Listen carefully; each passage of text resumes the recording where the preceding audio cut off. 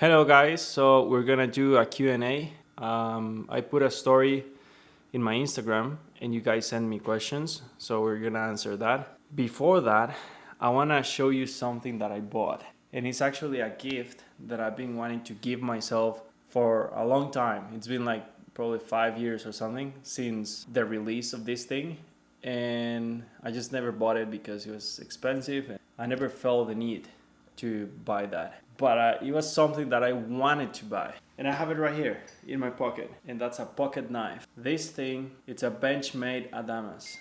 Probably this doesn't have anything to do with the topic that I talk about, but I just wanted to share something that I just love. Like, I love pocket knives. And since I was a little kid, I used to wear a pocket knife in my pocket. Like, that's like farmer things. And yeah, I just wanted to share that. And I just feel so happy to finally buy this.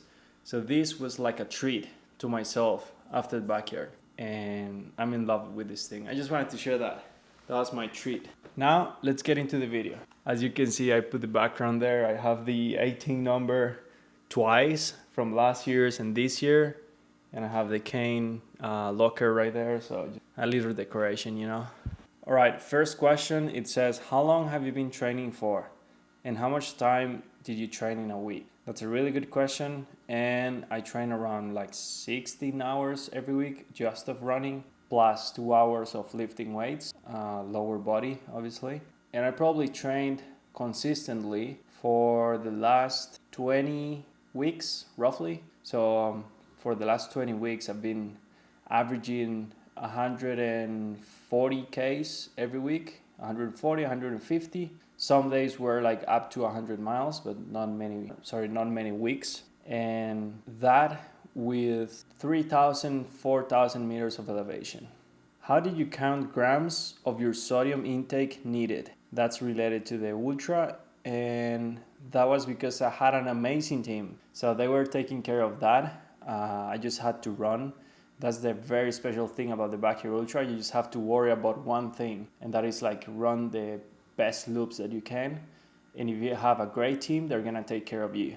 My average sodium intake was like between 700, I think, to up to 1,000 milligrams. I'm actually not sure, but I just handed that to my team. So they took care of that, and at least 50 grams of carbs every hour. Probably some laps I had closer to 90 grams. How do you train the power naps? I think that's something you cannot actually train. You can only get into a very good routine. So what I would do is do my first day, like the first day time, just like slow, take it easy. 52, 54-minute laps is okay. That's gonna give you enough time to change socks, eat, whatever you need to do. But then when it's nighttime, what I would do is go a little faster, but not until it's past midnight, because I'm not too tired yet. There's adrenaline, there's so much music, so much activity outside the camp, and I pretty much cannot fall asleep. So why would I go super fast, try to get asleep when I'm not really tired yet? So I would do power naps from 4, 5 a.m. in the morning until sunrise for the first night. And then during the second night, I would go slightly faster. So I would do like 45 to 50-minute laps. Nothing crazy, but it's like slightly faster than the daytime loops. And I'll try to just like go to my camp, straight to bed. Nothing else to do. Just cover your eyes, get some noise canceling headphones or something to cover the noise, and just literally do not talk to your crew, do not socialize, do not have fun, just like go to bed. And then your crew is gonna wake you up whenever they need to, like 56, 57, so you can eat, change your shoe or whatever you need to do, and then go back on the loop. But I would highly suggest that you just do that every time you can. Every time you get a fast loop, do that, because that is gonna give you a routine. And eventually, when you do fall asleep, you wanna make sure you are in the routine, because maybe you're not gonna get sleep for one try, second try, third time, fourth time that you tried to fall asleep and you didn't. But then the sixth time that you try in a row, that is gonna give you 10 minutes of sleep. That's great. If you fall behind on nutrition or hydration, Is it possible to catch back up, or is your race done? I think you can catch up back. In my case, I'm a really good eater, so that's why my coach called me almost like Piggy. Fun fact for you, but don't call me like that. You have to be my coach to have the right to call me like that. So, never mind. I didn't miss a single loop where like I wasn't eating. I was eating every single loop.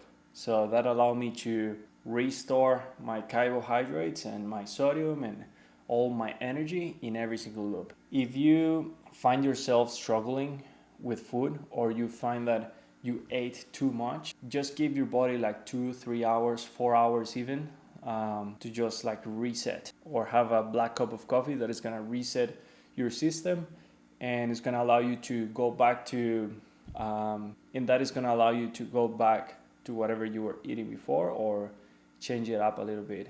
But my suggestion here is like have a ton of variety when it comes to your food.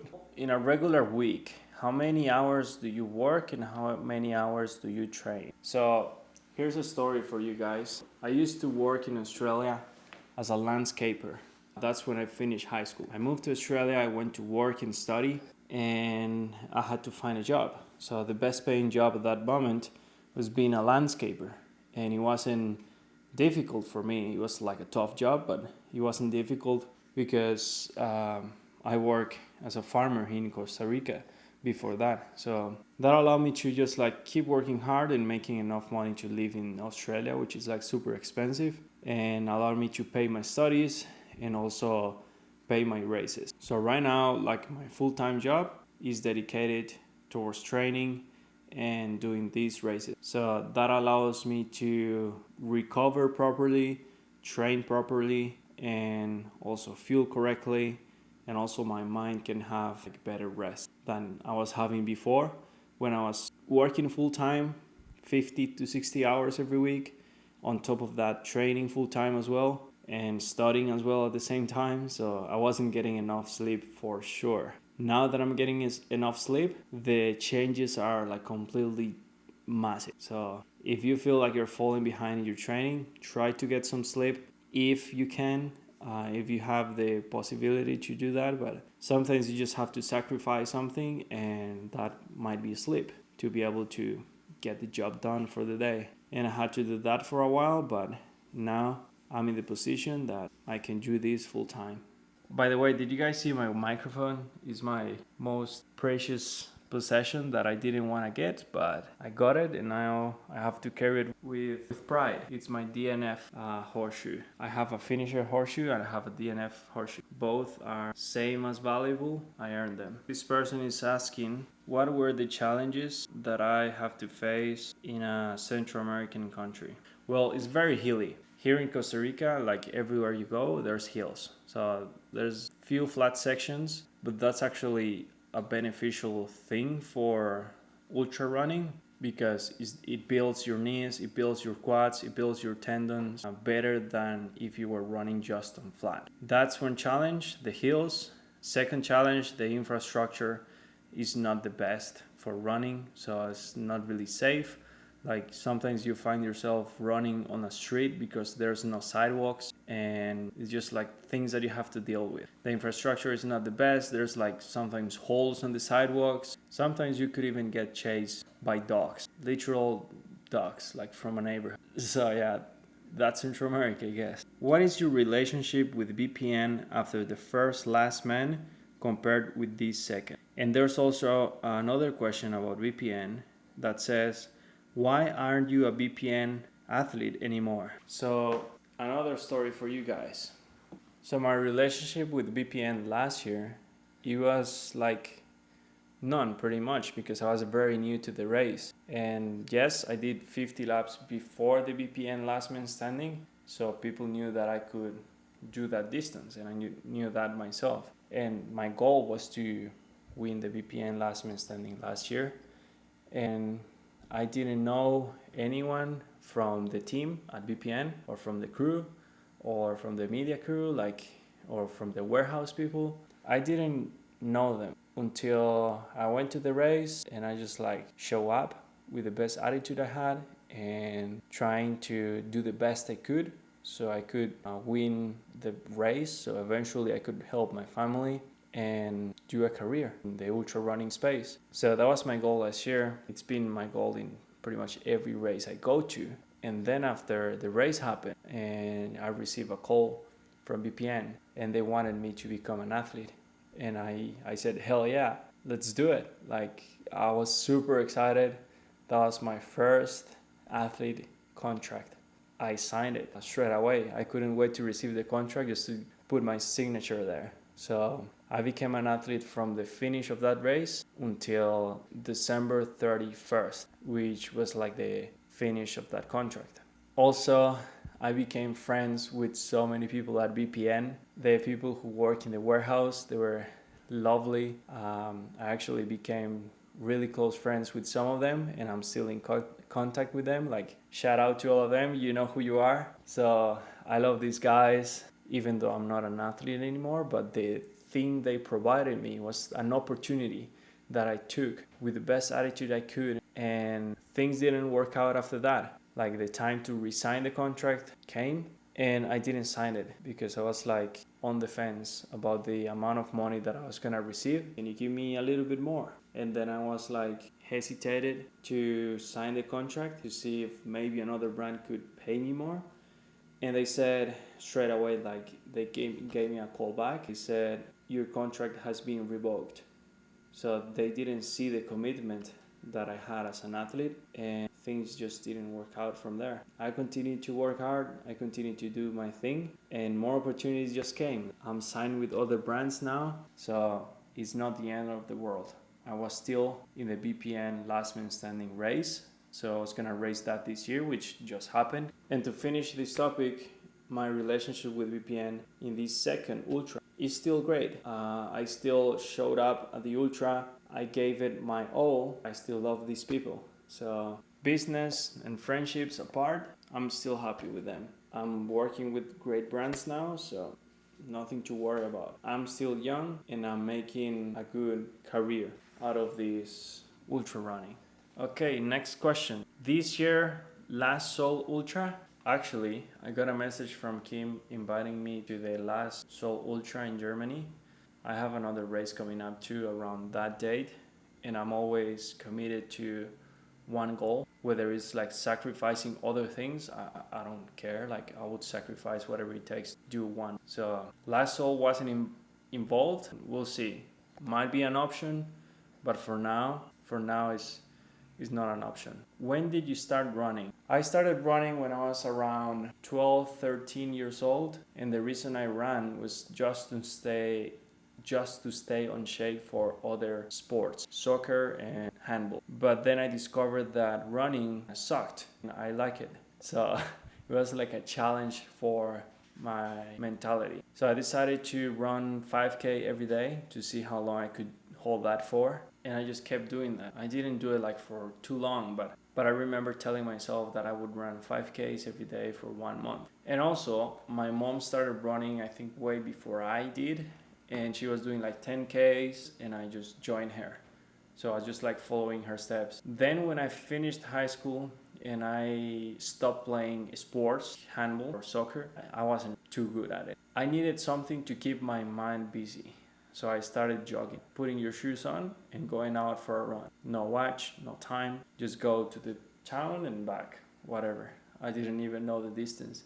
After that, when I moved to Australia, I did my first ever marathon, and that went completely wrong. It was too bad. I did my first marathon like in over 5 hours. I had a headache, it was super hot, probably dehydrated, overfueled at the same time, which is kind of weird, but I ate too much in the morning, and probably that's why I'm a good ultra runner. Or yeah, good, maybe. So then after my marathon, I wondered, like, how do you run these things? How do you do a proper marathon? So I just like open the book and study. And then after that, I discovered ultra marathons, and I discovered the backyard ultra format, which I just like fell in love with it. I mean, there's only one man standing, and there's no end to the race, and everyone else is a DNF. Like, it sounded so crazy to me, but it also made sense to me in a way that I liked it, because I knew it was gonna be tough in your mind, and I wanted to face that. I wanted to face hardship. So I signed up for my first one. It also went totally bad. That's not even a good word to say. It went terrible. And after that, I did the same. I opened a book and study. So I hire a coach, and he is my current coach still. And I just follow the steps of the best in the world. And I wanted to do great, so I just like put my head down, listen to them, do what I'm told, and that's the best you can do. If you want to be a millionaire, you listen to whatever the millionaire is gonna tell you to do. If you wanna be the best in basketball, you listen to whatever the best in basketball is gonna tell you to do, and you just be patient and do it. And now I have completed 6 backyard ultras. I hope that answered your question of how I started running or when did I start running, which was like 10 years ago, but it was not consistent. It was like on and off all the time until the last 2 years probably that I've been like very consistent.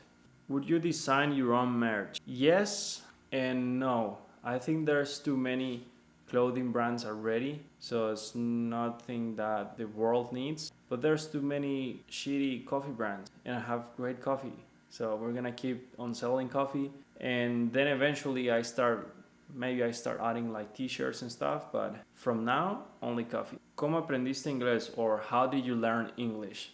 The way I learn English is just like lock myself in a room and I don't get out of there until I learn. So when I was in high school, I made a goal to myself, and that was I need to be able to communicate in English when I finish high school.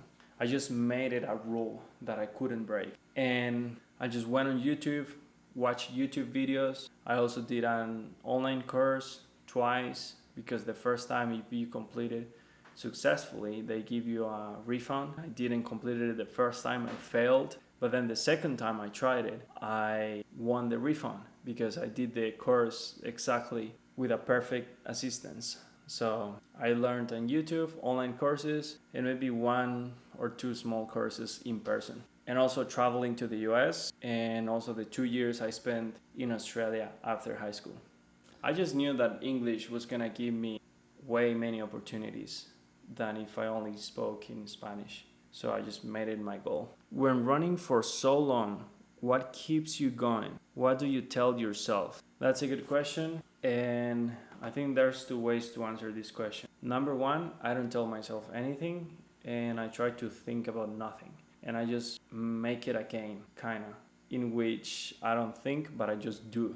I just have to repeat every single lap as I did it before. And if you overthink, that can make you try to find a logic of why you're doing this, and you might find reasons to not do it. So I prefer just try to not think and just do. Last year I was saying that when I was in so much pain, a man died in a cross, this is nothing. That was my kind of like the mantra I found last year. And this year was quite different. It went something like, I came here to drop on the ground almost death. But I'm too alive, so I cannot stop. Like I knew I had energy inside me. I knew I had something in me. It was not gonna allow me to quit or stop because I was too alive in comparison to dropping yourself dead on the ground. So I had to keep going because that was my goal. My goal to these races is always to get in control of what's up here. Sometimes it's not so much about winning the race, which is always what we try to do. But sometimes you just end up winning way more if you can control your mind.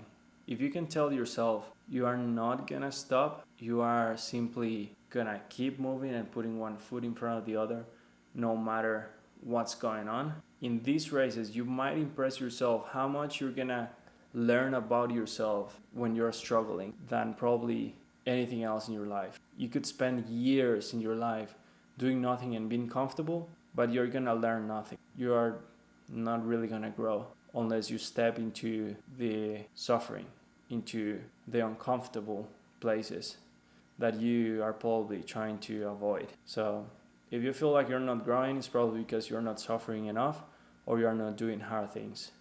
What advice would you give to someone who has really big, almost unthinkable dreams? Well, if you think those dreams are too big, maybe you're dreaming right. Maybe someone else made you believe that those dreams are too big. You should dream super big and unthinkable dreams, but you should believe in them. You should believe in yourself and think that you can achieve them too. If someone else did, it's totally possible. If another human being achieved one dream that you also desire to achieve, you can 100% get it because you're also a human. You can also think. If you have a healthy mind, you have a healthy heart, you can do it. You don't even need legs. Like you saw it in the last race. There's a man with no legs doing the race, and he did more than 100 miles. So never think that there's a really big dream that you cannot achieve. In fact, you should try to aim for those super big dreams and dedicate your life towards them because we only have one. Like, it's gonna finish. In this race, I learned something. And that thing was that if you are alive, you still have something in you that you can use to fight with. If you have a heart that is beating, you can still do something with it. And even if you are too tired, you can still move. Even if you are from a small town, you can still achieve big dreams. Even if you are not talented enough, you can work super hard to become talented or given, but in reality, it's just like hard work and never stopping doing that thing that you dream about. And guess what? You might not get to that big dream, but you'll be way ahead if you started than if you just like stop and think maybe it's not achievable. So you just might as well start. Have you ever thought about doing races like the Moab 240? Well, here's some good news for you. I'm doing Moab 240 this year. Are you planning on running at Bigs? That's one of my goals for sure. What is the best piece of advice you have received from a coach or a mentor? Hold on, I have your answer right here. Well, here's one for you guys. There's so many, but this is one of the ones that I like. Those who work their land will have abundant food. For those who chase fantasies, will have their fill of poverty. A faithful person will be richly blessed, but one eager to get rich will not go unpunished. At what point did you realize you had to DNF? I never realized. The DNF was never an option for me. And I don't say that to sound like, I don't know. But I tried to delete all those options out of my head. And when I started to notice that it could be an option was like just in my last loop. I completely depleted all my energy. I was mentally exhausted. When I saw that there was only like 1 minute to go, finish line was still quite far. I just started running to see if I could make it on time. Obviously I didn't make it on time for like 10-15 seconds. This is a good question. First post-race meal. And it's always red meat. I always crave steak and a burger. What is the most important for you? Speed or endurance? Well, I think endurance by far. But in my training, my coach is gonna be incorporating some speed because it makes you a more efficient runner. For my kind of races, I take durability all day. Where does your mind go when you're deep in those hard laps? What helps you carry you through? Well, I prayed during the race. I prayed a lot. So that, thinking about my family, thinking about my crew, the people who are here with me and the people who are not, the lessons I've learned throughout my life, those that are still with me or are not. Would you ever do a meet and greet in other states? Absolutely. I think I loved the meet and greet last time in Austin, Texas. That was awesome. And I would love to do it again in other states for sure. So if I race in other states, I'll be doing that probably after my run. So after Moab 240, there is a chance we do a meet and greet after that. Did you have a Bible verse to help you through the G1M Ultra? If so, what was it? I prayed the Lord's Prayer for many times. I know in the race to always hike uphill to save energy, but should I hike or run in training? I think run because it's just more difficult than just hiking. I think you could perfectly hike anything that you can run. What would you advise to someone who is starting to transitioning to ultras? Train often, train with structure, do strength training, do not avoid that one, and fuel properly. How long have you been running? When did you realize? I realized when I wanted to do ultras, when I knew they were difficult. I knew they were mentally challenging, so that's why I do them. How are you always laughing, even when it gets really hard? Good question, but I don't know. I just wanted to have a good time. It's gonna hurt, so might as well just have fun with it. Plus, it gives you like positive attitude. Do you track your food or macros if you are trying to drop weight? 100%. You can track your macros and food for a few days. I wouldn't track them every single day, but definitely track them for a few, so you have an idea of how much are you eating and if you are in a calorie deficit or not. Does your mindset change throughout the races or do you keep the same mindset? Almost really similar throughout like different races. I have like similar goals, but sometimes it depends on whatever I'm going through in my personal life. Who's an ultra runner you look up to? My coach and David Goggins, Courtney DeWalter, Cameron Haynes, Truett Haynes. He's not too much into ultramarathons, but I admire his work ethic. What's your next big race? In October, Moab 240. Favorite race you have done thus far? Maybe, well, my ultramarathons for sure. They're on top of the list, like all my backyard ultras. But also a marathon that I did with my mom. It was just an easy run, and I was just running next to her, and that was like her second marathon. What was your first thought when you didn't make it over the finish line? I think I didn't think too much. I couldn't process everything that was going on. I knew I didn't make it, but I knew I could sleep now, so that was good. But obviously, I wasn't last man standing, but I achieved a very good step crossing the 300-mile mark in the backyard ultra. And I knew that was big. I was proud of myself for doing that. I was proud of my crew for helping me out achieve that. So that's their accomplishment as well. And I just knew it was over. I was kind of glad and sad at the same time. There was like a lot of emotions involved in that. You just have to deal with it. It also gives me something else to work on. When you win, you don't have anywhere else to grow. But when you fail, you don't finish, you have more growth to be accomplished, or you have a better place to go from there. So failure, it's good. It helps you grow. With what shoes you have run the VPN Go One More Ultra? I used Mount to Coast H1. I had 2 pairs of those. I had Mount to Coast C1. I also have 2 pairs of those. I had AC's Nimbus. I had 1 pair of those. And I had AC's Nova Blast. I had 1 pair of those. And post race, I had Canes.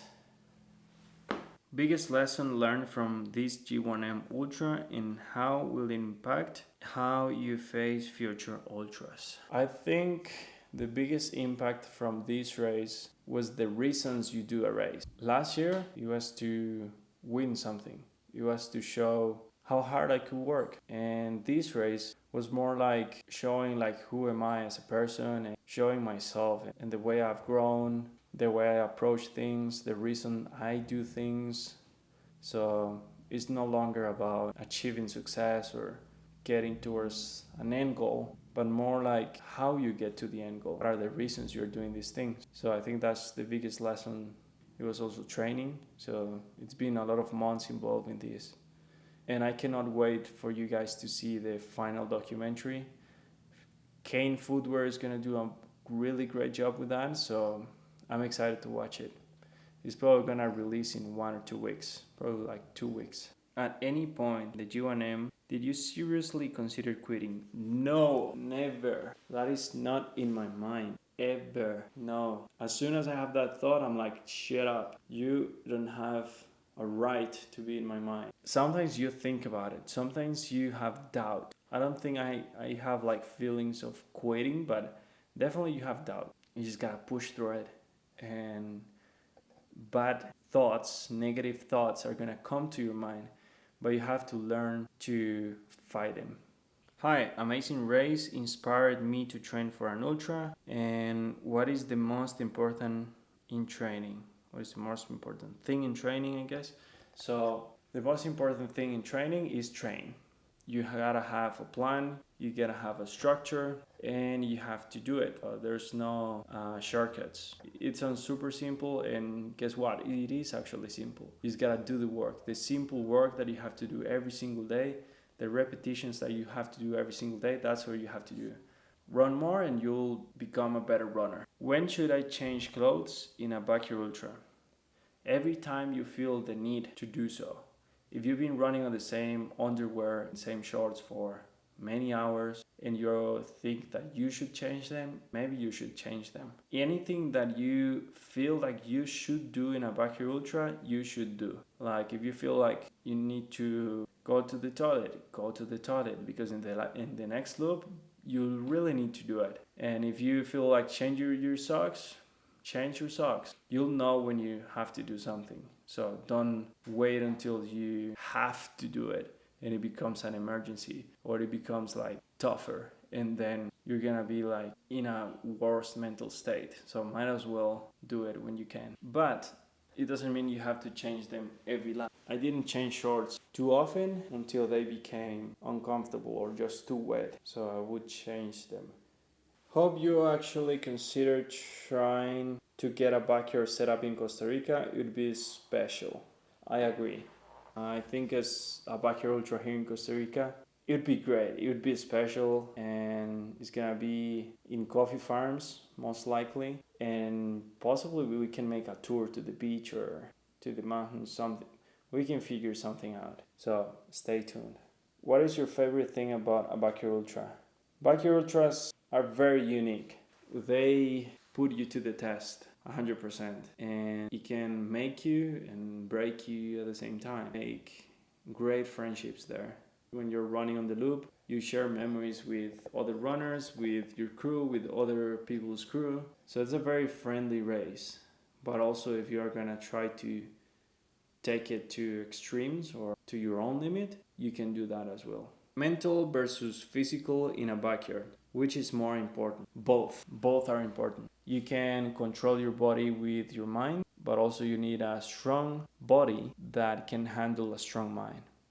Hi Kendall, how do you train when there isn't a special race? That's a good question. We usually train with a goal in mind. So you have a goal and you train towards that. But when you don't have a goal, you need to have a reason. Something to work towards. You want to get in shape? Open a book and set up a date. By that date, I'm gonna be X amount of pounds. Or if you wanna become stronger mentally, set up a routine that you can follow. Say, I'm going to run every day until running every day for 30 days. Like, you have to work towards something. So there's many ways to keep it entertained, to keep you accountable. But also if you don't have a special goal, what you can do is just like work. Just make boring work your best friend. Will you change the type of training or keep it the same because of the weight you carry? Saying I'm strong, right? Well, I think I'll become lighter for sure. On this training block, I didn't do upper body. I just kept my muscle, but I didn't train. I only trained lower body. I would probably get into a calorie deficit to lose some weight, and we'll see. What's the running scene in Costa Rica? Are you hoping to grow it? Yes, the training scene in Costa Rica, like especially running, is really not too strong. Not like Austin, Texas, at least. Not at all like that. There's few runners. You don't see them too often. And sometimes I can go for a run early in the morning, late in the evening. I can see literally no one. What nutrition did you eat throughout Backyard Ultra? I ate a ton of different options, different electrolytes, different carbohydrate powders, different food, different everything. So my best suggestion is to have a lot of variety. How delusional is to try be a sponsored athlete from zero? Well, I started from zero and I believed in myself and now I'm getting paid to do it. So a lesson a friend of mine gave me is that if I can do it, you can do it too. And he was doing it before I was. And I just believed and we are doing it. How did you get sponsors to become a full-time ultra runner? I think you have to show who you are be authentic, and you have to perform. You have to do races, you have to do bodybuilding competitions, whatever your sport is, you just gotta try to do the best at it. Even if you're not the best, you gotta try to do it. And share your journey. Literally just like open your camera app in your iPhone and record yourself and share that. Share whatever's going through your mind, share your training. You just gotta be authentic.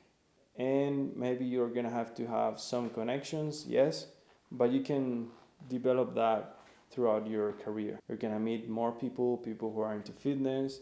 They're gonna know someone who knows someone who is gonna be your key contact. So there's a way, there's always a way if you want it bad enough.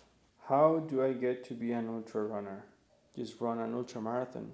What do you do for a living? Or is running like your real job? Greetings from Germany. Cheers for everyone watching from Germany. And yes, my running is my full-time job. Also, I do other things. We're trying to grow a coffee brand.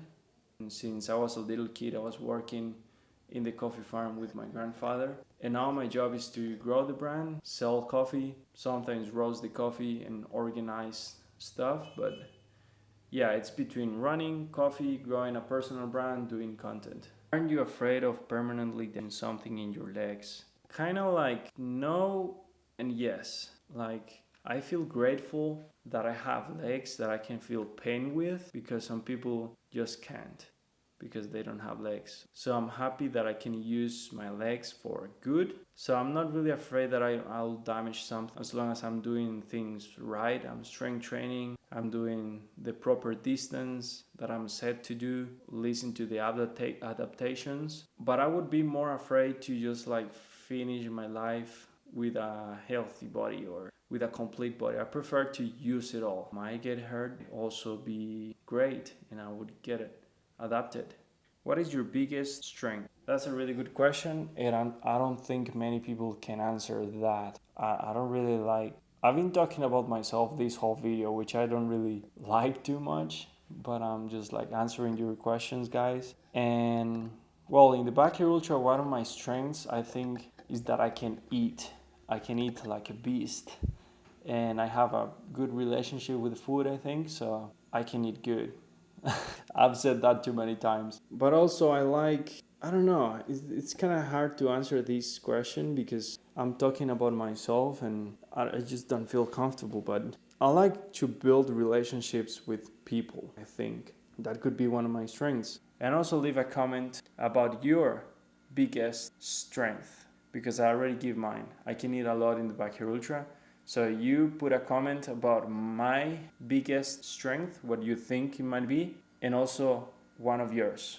How do you prevent rhabdo from doing such long distances? That's a really good question, my friend.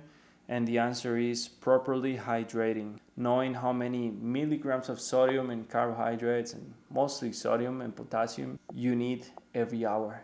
And just following that, how much liquid that you drink. For this race, I was drinking 1 liter every hour with around 1,000 milligrams of sodium, roughly, I think. It depends, like nighttime or daytime, so it changes. But we had it dialed in. My blood after the race was completely normal. Why don't you listen to any music? That's a good question, my friend. And the answer is I didn't feel the need to do so. I ran 72 hours without music, and I ran 1 hour with music, and I didn't even listen to music the whole time. I think I started listening to music after 50 something hours, like 56, something like that.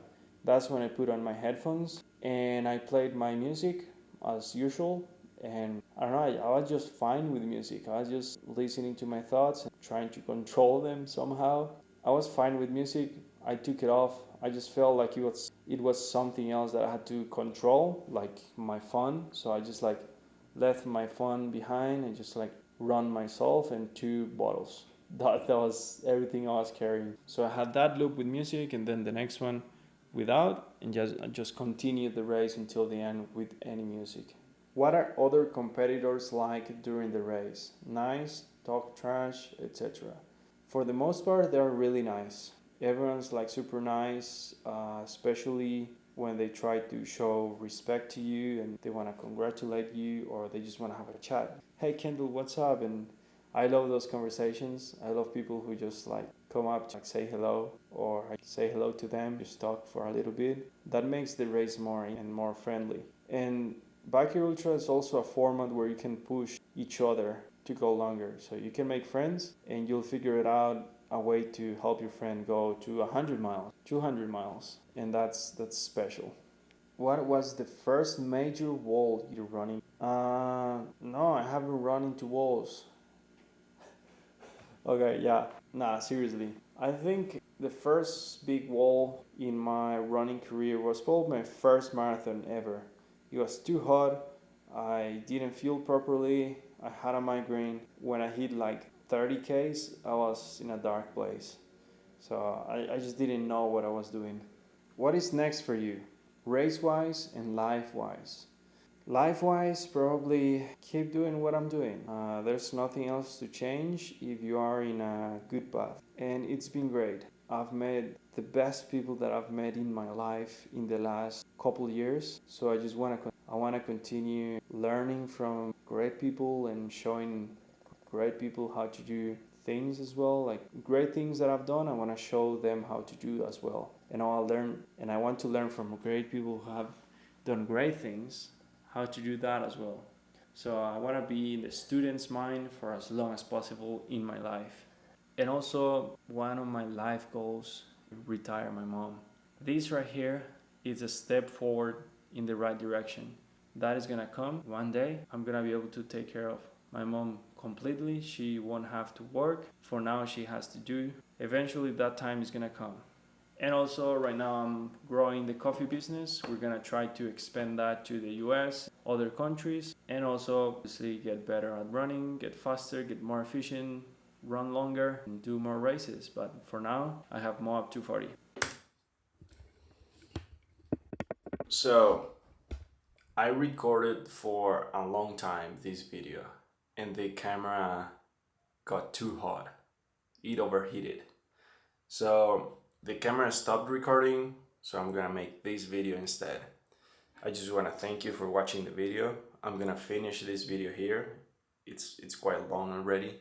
And do everything that you have to do. Subscribe, comment, like, comment whatever you'd like to see in the future. Of course, I'm gonna make more Q&As, and that is gonna come from my Instagram. So I'm gonna put something on my story. You can ask questions there and I'll answer in this format if you like it. And that's it for this video. Thank you very much. And this was like unexpected ending, but I just wanted to end it like this. And also, I'm healthy now. So that's just like good news. I'm healthy. Nothing hurts. My muscles are not sore anymore.